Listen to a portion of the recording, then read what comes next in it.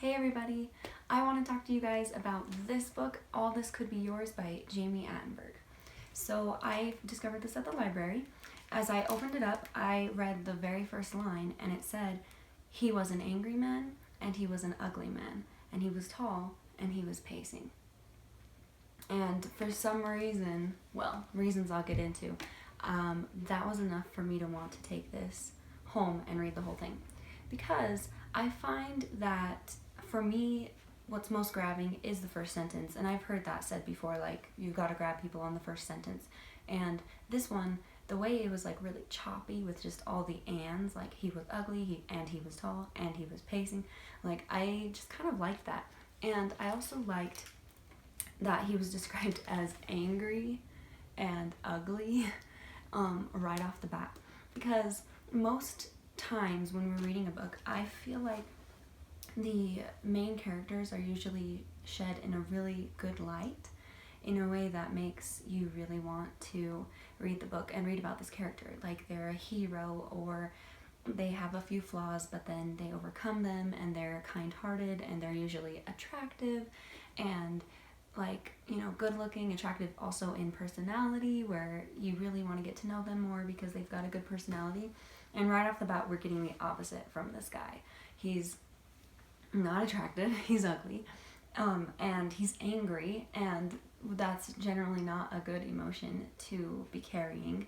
And so right away, I was interested in the fact that we get a character right away that is not what you would expect. And it kind of goes on throughout the whole book that way. I would say most of these characters in this book are not the best people. They're not very good people. So in this book, we start off with this guy who's pacing, and he, within the same chapter, he has a heart attack. And so most of the book happens in the days that follow that, where he is in the hospital. And we don't know if he's going to come through this, but it sounds like he's not going to. It seems like he's 73, I believe, and so they don't think he's going to come back from it. And so the family needs to all go down to the hospital to say their goodbyes, basically, assuming that he's not going to wake up, because now he's kind of in I guess he's in like a coma now because he's not responsive. So they have to get all the family. So Barbara is the mom, and she seems like she's feeling nothing when this happens. Like, she doesn't seem to have any kind of like sadness to her at all when they go to talk to her and like pick up her husband and tell her, like, ask her questions about what happened and stuff. She's just like silent. So right off the bat, we kind of get this vibe that maybe she didn't really care about him anymore. They have two children, Alex, who is a girl, and Gary. And Alex is a little bit older than Gary, and they are both living their own lives. Gary's currently in Los Angeles for work, I believe, and then he normally lives in New Orleans, which is where this all is happening. So anyway, the whole dynamic of this family is very unstable, is not good. There's secrets from Barbara's past with her and her husband that is not explained to Alex, the daughter, who really wants to know. She wants to know what was going on in her parents' lives, and yet Barbara won't tell her anything. And she's really peeved about this. It really upsets her because she wants to know about her family. She wants to know, like, the things that happened, the reason why her life ended up the way it is, which is great now. She's got good things going for her. She has a daughter of her own, but she just feels cheated in the fact that she doesn't really know her own family very well, her own parents. But Barbara just does not want to tell her. And so we get to learn, since Victor, who's the dad, since he's in like the hospital, we don't get any, besides that first chapter, we don't get any of his like point of view at all, unless it's in like flashbacks or in the past. And so Barbara kind of explains things to him in the past, like explains things to us in the past. Instead of telling things to Alex, we get to find out all these secrets about her life.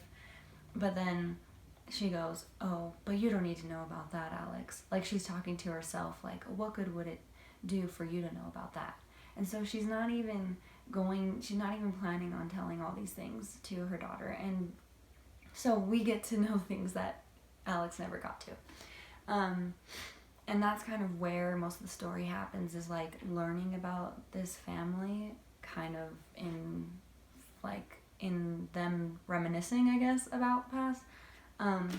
There's also another character who is Gary's wife, Twyla, I believe. She loves makeup.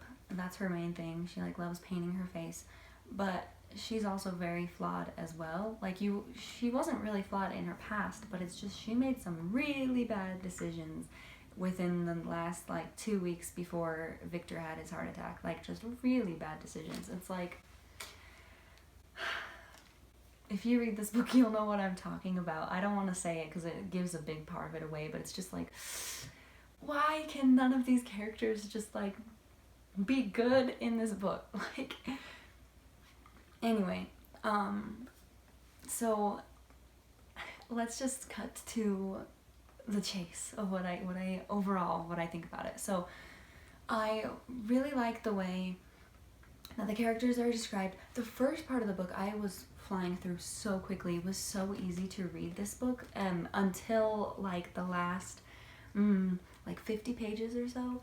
I just hit a spot where it didn't keep me from like reading it. It wasn't like that bad of a like spot, but it just didn't seem like it really fit. All of a sudden we were introduced to this new character, and it's like, why do I care about this person? And it's implied that her neighbor is probably Gary or maybe Victor, but it's someone in New Orleans, and Gary, when he's not in Los Angeles, that's where he lives. So it's one of them. You can tell that they're referencing one of them, but it doesn't really matter. I don't think it really matters. Her name's Sharon. Finally, we realize who this person is and more of the connection to them, but it still, to me, seemed kind of pointless. Like, it didn't really need to be in there because the connection wasn't that big. It wasn't that huge. And there's this other character named Corey that we learn about in like chapter 3 or something, and we literally don't hear anything about this guy until like the last 20 pages of this book. And it's like, I don't know if I'm just missing something here, and maybe it is way more important than I'm making it seem, but to me, I just didn't get it. I didn't know why that character was there and why Sharon was there either. Like, those two, I feel like maybe were just added so that there was more people in it than just the 4 characters of this main family that we're talking about. To add something else, I don't know. I just didn't get it. So if you read this book and you know those 2 characters, and like explain to me why these 2 people were important, because I just didn't see the importance, because they were there and then they weren't there, and then they were there again and then they weren't, and it was over, and it was like, it just didn't seem like that big of an impact to me. So because of that kind of threw me off from liking it as much as I wanted to like it, just because it just like made the end of the book suddenly drag to me, to where it's like, I just want to get back to what was going on with the actual family that we've been learning about this whole time. So it was interesting enough, I guess, but I personally would have been fine without it. So yeah. So I guess what I'm saying is that there's enough in here in the first half of the book to really get you to, like, it's a quick read. Like, you get through it really fast and easily. And it's not a terrible book either. It's just, I wouldn't rate it like a 5 out of 5 because of those things I just mentioned.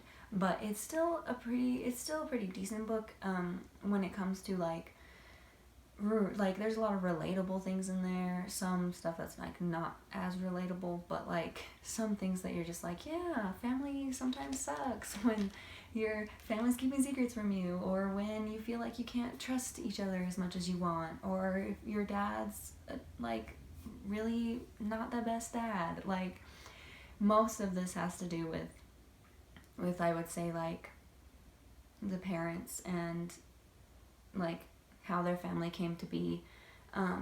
So it's an interesting family book. Anyways, I liked it, but I didn't love it. That's what I'm saying.